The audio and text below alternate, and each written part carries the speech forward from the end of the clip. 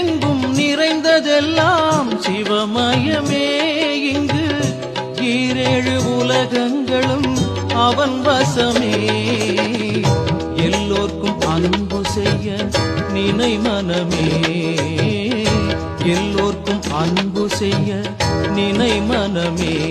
அது ஈசனது பூசையென அரிதினமே.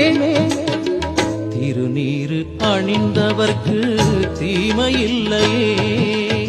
சிவன் பேரை நினைப்பவர்க்கு மரணமில்லையே.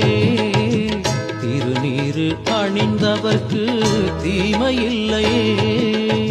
சிவன் பேரை நினைப்பவர்க்கு மரணமில்லையே.